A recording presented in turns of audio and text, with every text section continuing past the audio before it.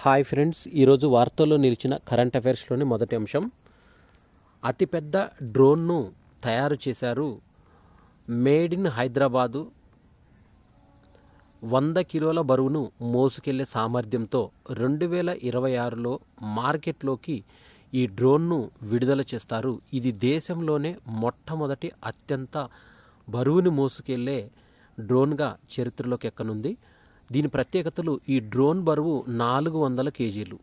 ఇది మోసుకు వెళ్లే సామర్థ్యము 300 కిలోమీటర్ల వరకు, వేగం గంటకు 200 కిలోమీటర్ల వేగంతో మోసుకెళ్ళగలదు. ఇది ప్రయాణించే ఎత్తు భూమికి 100 అడుగుల ఎత్తులో ప్రయాణిస్తుంది. దీని ఇంధనము హైడ్రోజన్ విద్యుత్. ఇది కాలుష్య రహితంగా ప్రయాణించనుంది.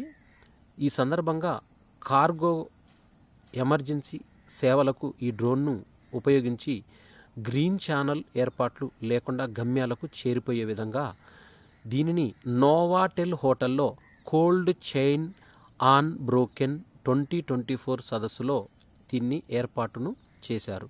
పర్యావరణ హితంగా తయారు చేసిన ఈ పైలట్ రహిత డ్రోన్ ప్రస్తుతము 100 కిలోల కార్గోను 300 కిలోమీటర్ల దూరంలోని గమ్యస్థానానికి గంటన్నర సమయంలో తీసుకువెళ్ళనుంది. 2029కి 10 మంది ప్రయాణికులతో పాటు 1000 కేజీల బరువు, 1000 కిలోమీటర్ల దూరంలో ప్రయాణించే డ్రోన్ను తయారు చేసేందుకు కృషి చేస్తున్నామని ఈ సంస్థ తెలిపింది. వికసిత్ భారత్ సాధనలో బ్యాంకులది కీలక పాత్ర అంటూ ఆర్థిక మంత్రి నిర్మలా సీతారామన్ తెలిపారు.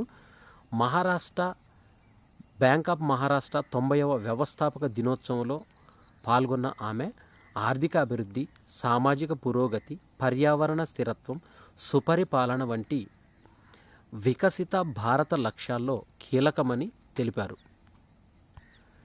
టీసీఎస్, టాటా కన్సల్టెన్సీ సర్వీసెస్ అత్యంత విలువైన బ్రాండ్గా నిలిచింది.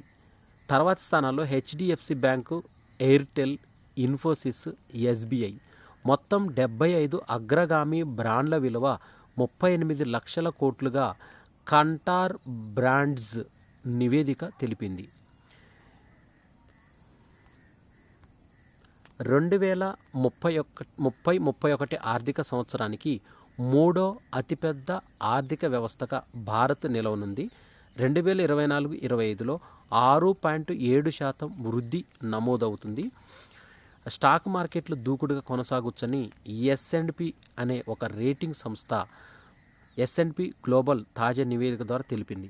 2023-24లో 8.2% వృద్ధి రేటు నమోదవుతుంది. ఇక ప్రస్తుత ఆర్థిక సంవత్సరానికి ఇండియా గ్రోత్ రేటు 6.7గా నమోదవుతుంది. భారత వాణిజ్యంలో సుమారుగా 90% సముద్ర రవాణా ద్వారానే జరుగుతుంది. జపనీస్ రామాయణం మళ్ళీ ముందుకు వస్తుంది. ఇది Ramayana the legend of prince Rama అనే పేరుతో యానిమేషన్ చిత్రాన్ని అప్పట్లో తీసుకొచ్చారు. అయితే ఇది తెలుగు, హిందీ, ఇంగ్లీష్, తమిళ భాషలకే 4K ఫార్మాట్లో గేక్ పిక్చర్స్ ఇండియా, ఏఏ ఫిల్మ్స్, ఎక్సెల్ ఎంటర్టైన్మెంట్ సంస్థలు వచ్చే నెల 18న ఇది ప్రేక్షకుల ముందుకు తీసుకురానున్నారు. సింధు జలాల ఒప్పంద సమీక్షకు పాక్ విముఖత వ్యక్తం చేసింది. భారత్ కూడా దాన్ని గౌరవిస్తుందని పాక్ విదేశాంగ శాఖ ప్రతినిధి ముంతాజ్ జహ్రా బలూచ్ అన్నారు. 64 ఏళ్ల క్రితం 2 దేశాల మధ్య కుదిరిన ఈ ఒప్పందాన్ని సమీక్షించే ఉద్దేశం పాకిస్తాన్కి లేదని తేలిపోయింది. బాల్టిమోర్ వంతెన విధ్వంస ఘటన 836 కోట్ల పరిహారానికి దావా వేశారు. దీంతో బాల్టిమోర్ వంతెనకు వాటిల్లిన నష్టం, నౌకాశ్రయాన్ని మళ్లీ తెరవడానికి అయిన ఖర్చులను తిరిగి పొందేందుకు సింగపూర్కు చెందిన Grace Ocean private, Synergy Marine private సంస్థలపైన దావా వేసినట్లు US attorney general Merrick Garland ఓ ప్రకటనలో తెలిపారు. 3 రోజుల పాటు మంచులో చిక్కుకుపోయిన జవాన్, ఉత్కంఠభరిత ఆపరేషన్తో రక్షించిన సైన్యం. బీహార్లోని బక్సర్కు చెందిన అనిల్ రామ్.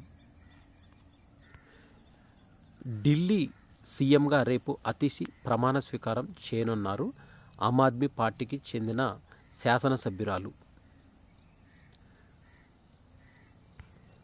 మైగ్రేన్ నుంచి ఉపశమనానికి ట్రిప్టన్లే భేష్ అంటూ తాజాగా డెన్మార్క్లోని కోపెన్హగెన్ విశ్వవిద్యాలయ ఆసుపత్రి పరిశోధకులతో కూడిన బృందం 90,000 మందికి పైగా ఈ అధ్యయనాన్ని నిర్వహించింది.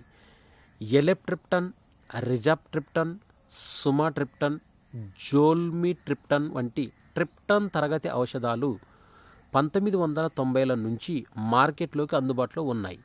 మెదడులో రక్త సరఫరా తీరును మార్చి అతిగా స్పందిస్తున్న నాడీ కణాలను శాంతింపజేయడం ద్వారా ఇవి నొప్పిని తగ్గిస్తాయి. వాయు కాలుష్యం, అధిక ఉష్ణోగ్రతలతో పెరుగుతున్న బ్రెయిన్ స్ట్రోక్ మరణాలు. ఈ విషయాన్ని అమెరికాలోని వాషింగ్టన్ విశ్వవిద్యాలయానికి చెందిన institute for health metrics and evaluation సంస్థ సమగ్ర అధ్యయనానికి నేతృత్వం వహించింది. అయితే ఇందులో గుర్తించిన అంశాల ప్రకారం బ్రెయిన్ స్ట్రోక్ బారిన పడిన వారి సంఖ్య 2021లో 1,19,00,000కు పెరిగింది. 1990 సంవత్సరంతో పోలిస్తే 70% అధికంగా ఈ బ్రెయిన్ స్ట్రోక్ కారణంగా మృత్యువాత పడ్డవారి సంఖ్య 1990తో పోలిస్తే 44% పెరిగి 2021లో 73 లక్షలుగా నమోదైంది.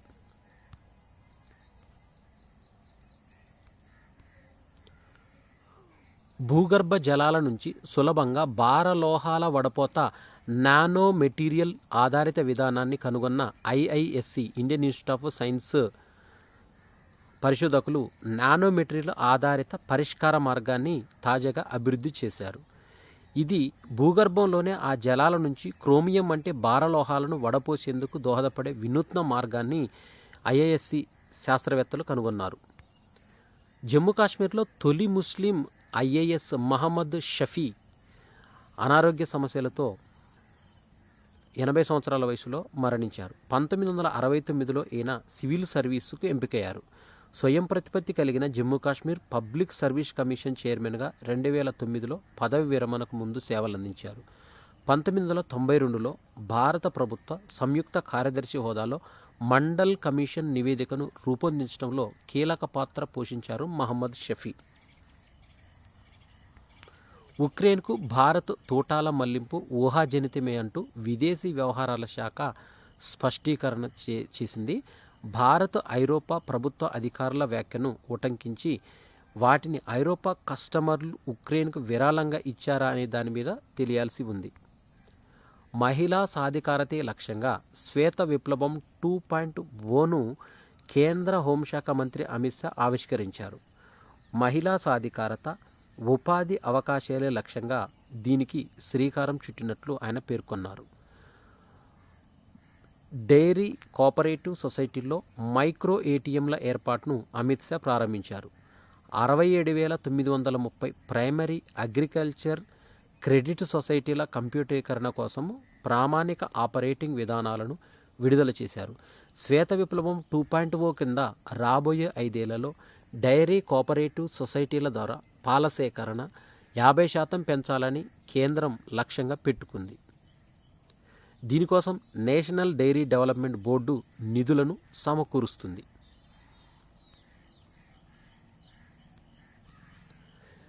తెలంగాణ రాష్ట్రంలో అత్యంత ప్రతిష్టాత్మకంగా సుమారుగా 430 కోట్ల వ్యయంతో చర్లపల్లి టెర్మినల్ రైల్వే స్టేషన్ను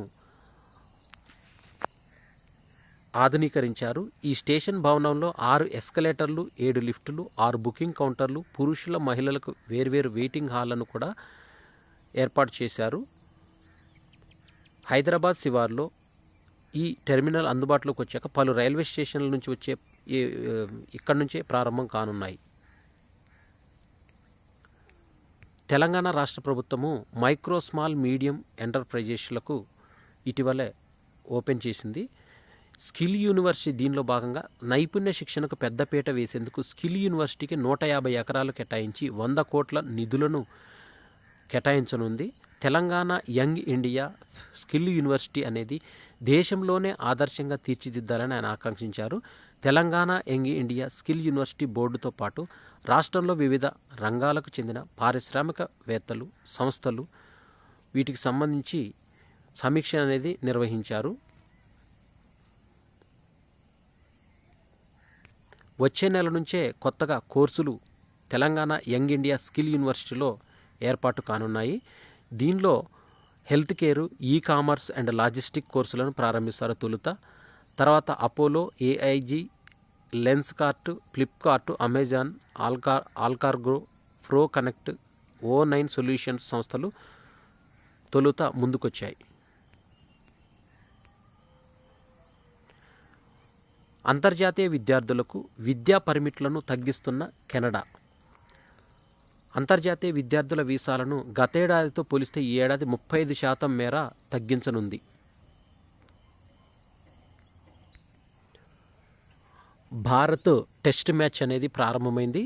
ఈ టెస్టుల్లో అశ్విన్ అజేయ శతకం చేశాడు. జడేజా 86 నాటౌట్తో నిలిచాడు. భారత్ మొత్తం 144 6 వికెట్ల నుంచి 339 6 వికెట్ల వరకు స్కోర్ చేసింది. దీంట్లో టెస్టుల్లో అశ్విన్ శతకాల సంఖ్య 6. ప్రస్తుత శతకమే తన కెరీర్లో అత్యంత వేగమైంది. 108 బంతుల్లోనే అశ్విన్ 3 అంకెల స్కోర్ను అందుకున్నాడు. చెన్నైలోని చపాక్ మైదానంలో అశ్విన్ వరుసగా 2వ శతకం అందుకున్నాడు. చివరగా 2021లో ఇంగ్లాండ్తో జరిగిన మ్యాచ్లోనూ అతను సెంచరీ 106 చేశారు. టెస్టుల్లో ఓ ఇన్నింగ్స్లో 20 కంటే ఎక్కువసార్లు 50+ పరుగులు నమోదవటం ఫస్ట్ సారి. 30 కంటే ఎక్కువ సార్లు 5 వికెట్ల ఘనత సాధించిన ఏకైక క్రికెటర్ అశ్విన్ వార్తల్లోకి ఎక్కారు. చెస్ ఒలింపియాడ్లో పురుషులకు మరో గెలుపు. గురువారం జరిగిన 8వ రౌండ్లో భారత్ 3.5, 0.5తో ఇరాన్ను ఓడించింది. గుకేష్ 34 ఎత్తుల్లో మక్సూదుల్లా ఫర్హాన్ పైన నెగ్గాడు.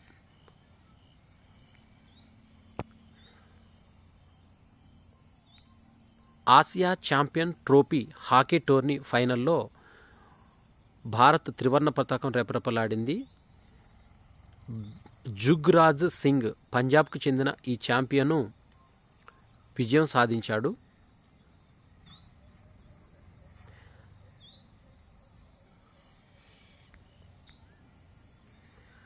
కరెంట్ అఫైర్స్కి సంబంధించి కొన్ని మాదిరి ప్రశ్నలు ఉన్నాయి ఇక్కడ. రష్యా అధ్యక్షుడు వ్లాదిమిర్ పుతిన్ ఇటీవల ఉత్తర కొరియాలో పర్యటించారు.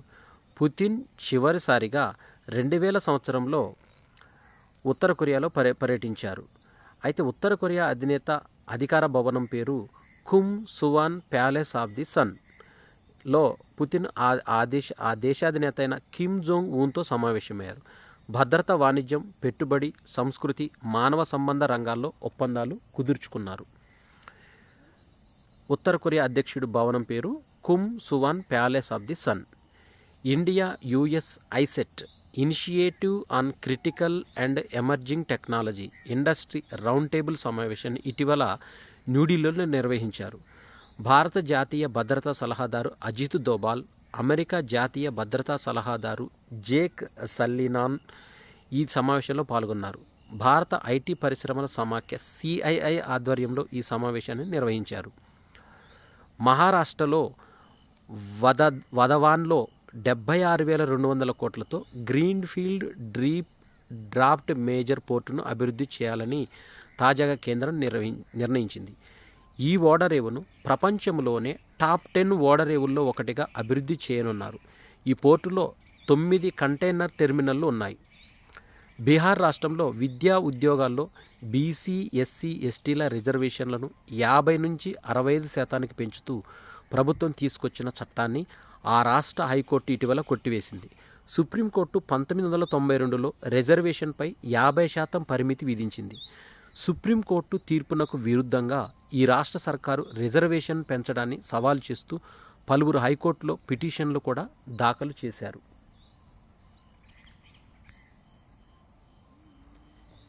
ఇవి సెప్టెంబర్ 20, 2024కు సంబంధించిన కరెంట్ అఫైర్సు. ఈ వీడియో నచ్చినట్టయితే లైక్ చేయండి, షేర్ చేయండి, కామెంట్ చేయండి. నా ఛానల్ సబ్స్క్రైబ్ చేసుకోవడం ద్వారా నేను చేసే వీడియోస్ అన్నీ కూడా మీకు నోటిఫికేషన్ రూపంలో వెలువడతాయి. Thanks for watching.